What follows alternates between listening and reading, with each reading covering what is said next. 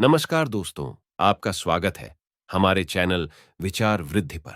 नमस्कार दोस्तों, नवरात्रि हिंदू धर्म के सभी त्योहारों में से एक प्रमुख त्योहार है और हमारी सनातनी हिंदू पंचांग के अनुसार चैत्र माह की नवरात्रि के पर्व का विशेष महत्व होता है, क्योंकि चैत्र नवरात्रि कलश स्थापना के दिन हमारे हिंदू नव वर्ष की शुरुआत होती है और इसी दिन गुड़ी पड़वा त्योहार मनाया जाता है।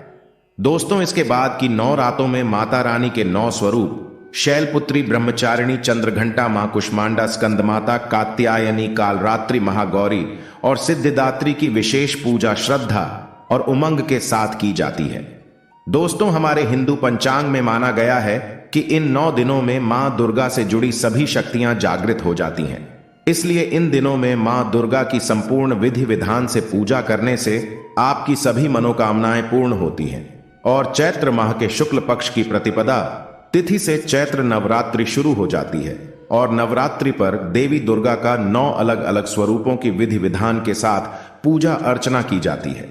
दोस्तों, आपको बता दें कि नवरात्रि के 9 दिनों तक लोग उपवास रखते हैं और साल भर में 4 नवरात्रि आती है, जिसमें से 2 गुप्त नवरात्रि, एक शारदीय नवरात्रि और एक चैत्र नवरात्रि होती है।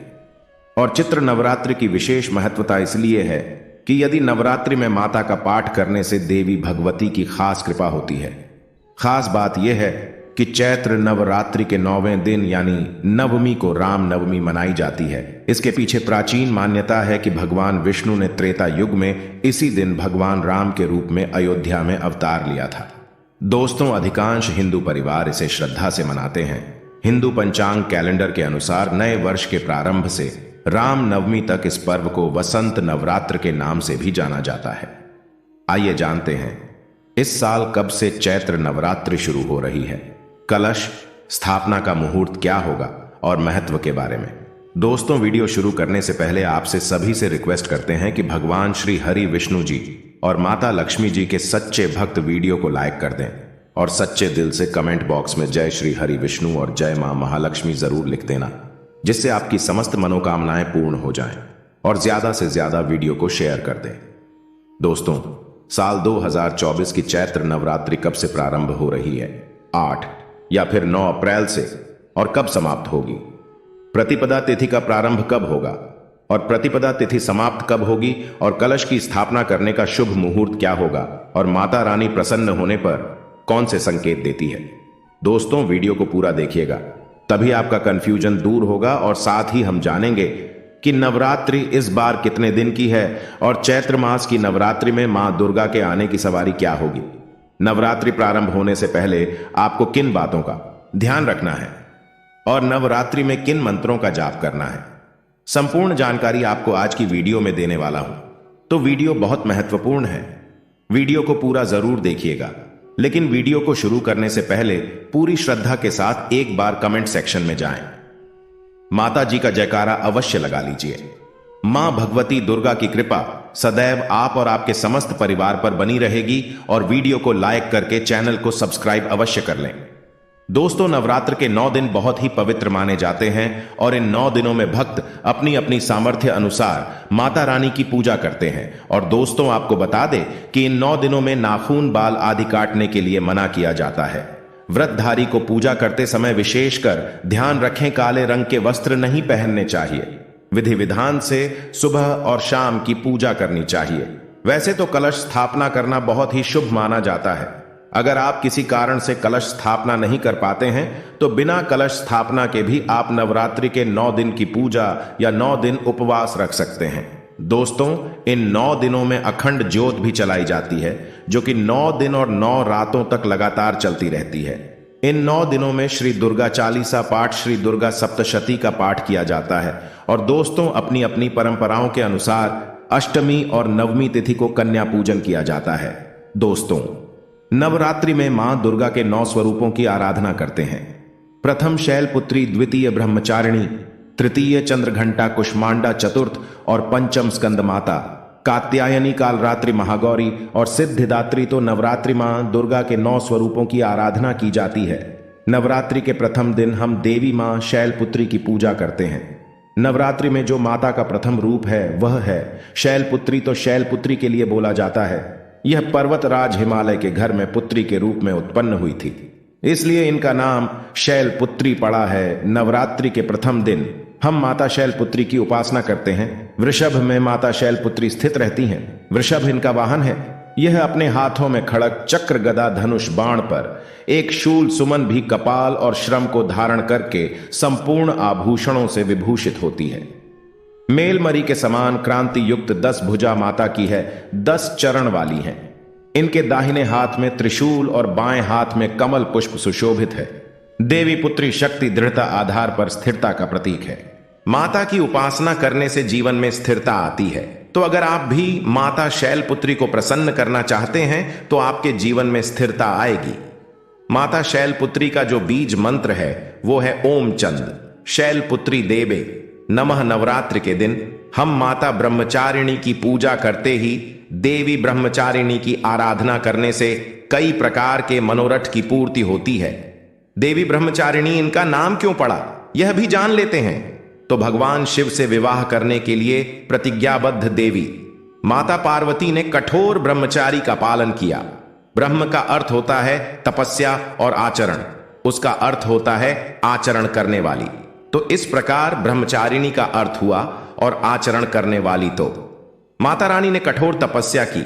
भगवान शंकर को प्राप्त करने के लिए इनके स्वरूप का सर्वप्रथम बखान जानते हैं। तो देवी ब्रह्मचारिणी के दाहिने हाथ में जप की माला है, बाएं हाथ में कमंडल है और ब्रह्म का स्वरूप है। देवी ब्रह्मचारिणी की उपासना करने से मनुष्य में तप, त्याग, वैराग्य, सदाचार और संयम की वृद्धि होती है। माता की कृपा से ही सर्वत्र सिद्धि और विजय की प्राप्ति होती है। माता ब्रह्मचारिणी का मंत्र है या देवी सर्वभूतेषु ब्रह्मचारिणी रूपेण संस्थिता नमस्तस्यै नमस्तस्यै नमस्तस्यै नमो नमः। नवरात्रि के तीसरे दिन मां चंद्रघंटा की पूजा करते हैं। इस देवी के मस्तक पर घंटे के आकार का केंद्र बना हुआ है, इसलिए माता का नाम चंद्रघंटा पड़ा है। इनके जो चंद है ये भयंकर है। घंटे की ध्वनि से यह सभी दुष्ट व्यक्तियों का नाश करती है, इसलिए माता का नाम चंद्रघंटा पड़ा है। इनके स्वरूप जान लेते हैं तो मां के शरीर का रंग स्वर्ण के समान चमकीला है। इनके 3 नेत्र हैं, 10 हाथ हैं। इनके कर कमल, गदा, धनुष, बाण, खड्डक, त्रिशूल और अस्त्र शस्त्र लिए हुए हैं। अग्नि जैसे बनने वाले हैं, ज्ञान से जगमगाने वाली हैं। ये सिंह के आसन पर अरुण है तथा युद्ध में लड़ने के लिए अमुक रहती हैं। मां की कृपा से साधक के समस्त पाप बाधाएं और जो परेशानियां आती हैं वे नष्ट हो जाती हैं। देवी की कृपा से जातक पराक्रमी और निर्भर होता है। अगर आप भी मां चंद्रघंटा की पूजा करते हैं तो आपको निर्भयता की प्राप्ति होती है। देवी मां चंद्रघंटा का मूल मंत्र है, चंद्रघंटा देवी नमो नमः। नवरात्रि के चौथे दिन मां कूष्मांडा की पूजा करते हैं। अब कूष्मांडा क्यों पड़ा है, नाम से भी सुन लीजिए। यह माता कूष्मांडा है क्योंकि माता ने ही सृष्टि का निर्माण किया है, इसलिए माता का नाम कूष्मांडा पड़ा है। माता रानी की 8 भुजाएं हैं और ये 8 भुजाएं कई प्रकार की है। ये 8 प्रकार की सिद्धि को अपने हाथों में प्रदान करने वाली कही गई है। इनका वाहन सिंह है और कूष्मांडा माता की आराधना करने से जातक के समस्त रोग और शोक जो होते हैं मिट जाते हैं। माता हमें आयोग, यश और बल तथा आरोग्य प्रदान करती है। माता का मूल मंत्र है कूष्मांडा शर्मिंदा नमः। नवरात्रि के पंचम दिवस माता स्कंद माता की पूजा करते हैं। शैलपुत्री ब्रह्मचारिणी बनकर तपस्या करने के बाद भगवान शिव से विवाह किया। तदंतर स्कंद उनके पुत्र बने, अर्थात कार्तिकेय जो हैं उनके पुत्र बने, इसीलिए माता स्कंद माता कहलाई। स्कंद भगवान को अपनी गोद में हमेशा बैठे हुए माता रहती हैं, इसलिए इनका नाम स्कंद माता पड़ा है। और इन माता की उपासना करने से समस्त इच्छा की पूर्ति होती है और परम शांति की, परम सुख का अनुभव होता है। इनकी पूजा करने से, आराधना करने से सभी प्रकार की वस्तु की प्राप्ति होती है, ऐश्वर्य मिलता है। अगर आप मां की पूजा करते हैं तो ऐश्वर्य की प्राप्ति होती है, सभी प्रकार की सिद्धियों की प्राप्ति होती है। आइए जानते हैं माता का मूल बीज मंत्र ओम देवी स्कंद माता नमः। यह माता का मूल बीज मंत्र है। दोस्तों, इसके बाद नवरात्रि के छठे दिन देवी कात्यायनी की पूजा करते हैं। मां दुर्गा के छठे रूप को मारकाट कात्यायनी के नाम से जाना जाता है। आरषि कात्यायन की कठिन तपस्या से प्रसन्न होकर उनकी इच्छा अनुसार उनके यहां पुत्री के रूप में पैदा हुई थी। आरषि कात्यायन ने इनका पालन पोषण किया था, इसलिए माता का नाम काठ यानी पड़ा है। माता की भक्ति जातक को अर्थ, धर्म, काम और मोक्ष चारों फल प्रदान करती है। साधक अलौकिक तेज और प्रभाव से युक्त हो जाता है। इनकी पूजा करने के बाद माता को जो मूल बीज मंत्र है वह इस प्रकार से है। ओम देवी कात्यायनी नमः। इस मंत्र से जाप करके माता को प्रसन्न कर सकते हैं। नवरात्रि की सप्तमी तिथि, नवरात्रि के 7वें दिन माता कालरात्रि की पूजा करते हैं। जी हां, माता कालरात्रि की उपासना करते हैं। संपूर्ण प्राणियों की पीड़ा हरने वाली, अग्नि भय जल है, भय रात्रि भय को दूर करने वाली, काम क्रोध और शत्रु का नाश करने वाली है। इनकी पूजा करने से सभी पापों से मुक्ति, दुश्मनों का नाश और तेज बढ़ता है। मां अपने भक्तों के सभी प्रकार के कष्टों और भय से मुक्त कराती है। माता को जो बीज मंत्र है मेरी क्लीन चामुंडा विजय, इस मंत्र का जाप करने से माता बहुत ही प्रसन्न होती है। या फिर होम काली के नमः इस मंत्र का जाप कर सकते हैं। दोस्तों, नवरात्रि की अष्टमी दिन नवरात्रि के जो अष्टम स्वरूप कही गई है, मां गौरी, मां दुर्गा का जो अष्टमी स्वरूप है यह मां गौरी है। हिमालय में तपस्या करते समय गौरी का शरीर धूल मिट्टी से ढककर मलिन हो गया था, जिसे शिव ने गंगा जल से धोकर के मल को बाहर निकाला, मलिन शरीर को गौरव प्रदान किया, इसलिए माता का नाम गौरी पड़ा है। और इनकी पूजा करने से क्या फल प्राप्त होता है, आइए जानते हैं। यह सभी देवियों की तुलना में सबसे जल्दी प्रसन्न होती है। और अगर आप जल्दी प्रसन्न करना चाहते हैं देवी दुर्गा के स्वरूप में, किसी भी देवी की तुलना में आप महागौरी की पूजा करना शुरू कर दीजिए। इनकी पूजा करने से यह तत्काल प्रसन्न होती है। देवी का जो स्वरूप कहा गया है वो है सिद्धिदात्री मां। दुर्गा जी का जो स्वरूप है वह है सिद्धिदात्री। ये सभी प्रकार की सिद्धि को देने वाली है।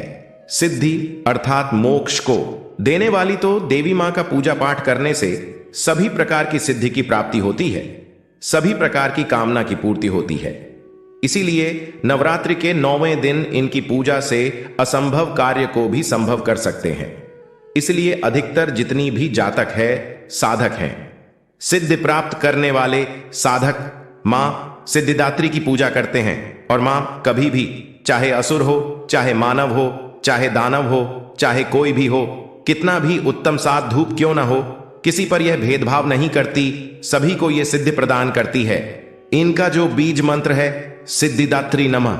आप में से अधिकतर दर्शक हमें कमेंट करते हैं कि गुरुजी हमें सिद्धि की प्राप्ति करने के लिए क्या करना चाहिए। तो अगर आप सिद्धि प्राप्त करना चाहते हैं तो मां सिद्धिदात्री की आराधना करना शुरू कर दें।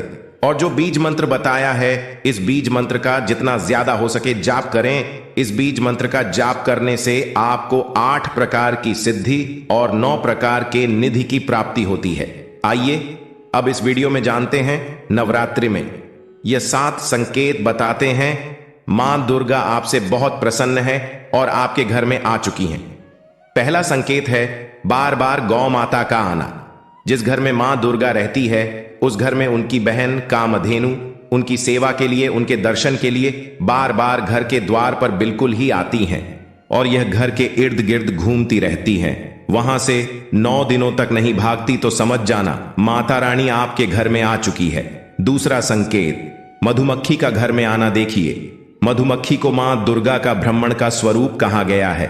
जिस घर में नवरात्रि में मधुमक्खी आती है तो समझ जाना उस घर में माता रानी आ चुकी हैं, क्योंकि जो मधुमक्खी है यह मां दुर्गा का ही स्वरूप कही गई है और यह अपने पूर्ण स्वरूप के दर्शन के लिए अर्थात 9 दुर्गा के दर्शन के लिए सेविका बन करके आती है।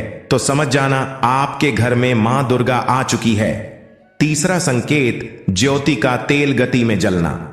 जी हां, अगर आपने अपने घर में माता रानी की प्रसन्नता के लिए भक्ति प्राप्त करने के लिए ज्योति स्थापित करके रखी है और अगर ज्योति की लौ तेज गति से जल रही है तो समझ जाना ज्योति के समक्ष स्वयं माता रानी खड़ी है और आपको भी अंतरात्मा से माता रानी के होने का एहसास होगा। तो इन संकेतों से भी पता कर सकते हैं कि माता रानी आपके घर में आ चुकी हैं। चौथा संकेत नवरात्रि में दीपक की बाती में फूल का बनना। अगर आपके दीपक की बत्ती में अचानक से फूल बनने लगे तो समझ जाना नव दुर्गा माता आपके ऊपर बहुत प्रसन्न है। आपके ऊपर पूर्ण रूप से अपने कृपा बरसा रही है और माता रानी आपके घर में आ चुकी है। आपके सभी कष्टों को दूर करके माता रानी इस लोक से फिर जाएंगी, अर्थात आपके घर से जाएंगी। पांचवा संकेत बताते हैं, बार बार घर में अगर काली चींटी निकलने लगे, अगर काली चींटी समूहबद्ध निकल रही हैं और रास्ता काटती है, तो समझ जाना माता रानी आ चुकी हैं और आपके सभी प्रकार की इच्छा को पूर्ण करके जाएंगी। यह माता लक्ष्मी के होने का एहसास कराता है। अचानक घर में मनमोहक सुगंध आने लगे। यदि आपको अपने घर में अचानक से इतर जैसी कोई सुगंध आने लगे, ठंडी हवा चलने लगे, तो समझ जाना माता रानी आ चुकी है और अपने होने का एहसास आपको करा रही है। तो इन संकेतों से भी पता कर सकते हैं कि माता रानी आपके घर में आ चुकी हैं। सातवां संकेत, फटे कपड़े पहने अगर कोई याचक आ जाए तो समझ जाना माता रानी आपके द्वार पर याचक बनकर के आ चुकी है। नवरात्रि में कोई भी याचक आए तो खाली हाथ भूल कर भी मत जाने देना, क्योंकि स्वयं माता रानी परीक्षा लेने के लिए हमारे घर में याचक बनकर के आ जाती है। क्योंकि इस बार अपने भक्तों की परीक्षा लेने के लिए धरती पर स्वयं आते हैं और यह आपको समझना होगा। तो यह 7 संकेत बताते हैं कि माता रानी आपके घर में आ चुकी है और आपसे काफी प्रसन्न है। इनमें से आपको कौन सा संकेत मिला है, हमें कमेंट सेक्शन में जरूर बताएं। इस बार साल 2024 में 9 अप्रैल मंगलवार से चैत्र नवरात्रि प्रारंभ होंगी, जो कि 17 अप्रैल बुधवार को समापन हो जाएंगे। नवरात्रि में मंगलवार और शनिवार के दिन मां का आगमन घोड़े पर होता है, जिसे अशुभ माना जाता है, बहुत ज्यादा शुभ नहीं मानते हैं। ऐसे में इस बार मां दुर्गा घोड़े पर सवार होकर धरती पर पधारें। कलश स्थापना की तिथि और शुभ मुहूर्त रहेगा 9 अप्रैल मंगलवार को प्रतिपदा तिथि के, जो कि सुबह 6:02 से 10:16 तक रहेगा।